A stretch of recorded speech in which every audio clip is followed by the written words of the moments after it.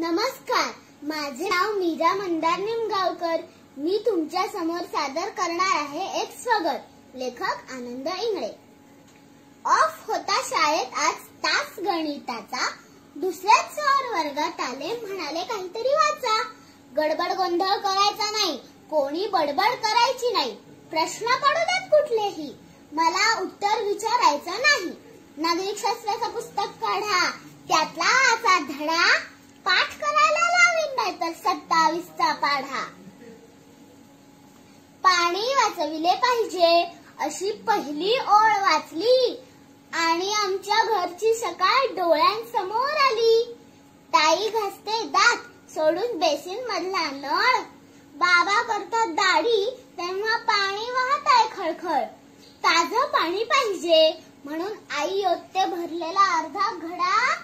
शाळेत मात्र शिकावाच लागतो नागरिकशास्त्राचा धडा। सामाजिक स्वच्छता राखा अशी दुसरी ओळ वाचली आणि आठवलं, आजी टाकते खिडकीतून खाली गुंतावळी। रस्त्यात टाकला कचरा, त्यात एवढं काय झालं, घरामधून बाहेर टाकला तेवढं पुढे झालं। तंबाखूच्या पिचकाऱ्यांचा तर रस्त्यातच असतो सडा, फक्त शाळेत शिकायचा असतो नागरिकशास्त्राचा धडा। ट्रॅफिक नियम पाळा अशी तिसरी ओळ वाचतो, पण एक नियम मोडला तर असा काय फरक पडतो। सिग्नल बिग्नल मानत नाही, उभे बिनधास्त झेब्रावरती, एका मोटरसायकलवर तिघे वरती।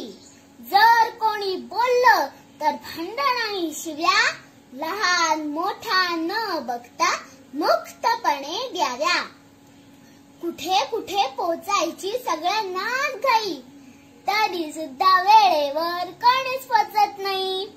ट्रॅफिक जाम झाला चालेल, शाळेला उशीर झाला चालेल, ऍक्सिडेंट झाला चालेल, अँब्युलन्स पोचली नाही चालेल, हॉर्न वाजवून मात्र झालाच पाहिजे राडा। कशाला शाळेत शिकायचा मग नागरिकशास्त्राचा धडा। खरं तर नागरिकशास्त्र 100 मार्कांचं हवं, मोठ्यांनी ते छोट्यांपर्यंत सहज पोहोचवून द्यावं। माझ्यामुळे इतरांना त्रास होणार नाही एवढंच असतं नागरिकशास्त्र, बाकी काहीच नाही। मोठ्यांनी जर वागण्यामधून घालून दिला धडा, नकोच शाळेत शिकायला मग नागरिकशास्त्राचा धडा, नकोच शाळेत शिकायला मग नागरिकशास्त्राचा धडा। धन्यवाद।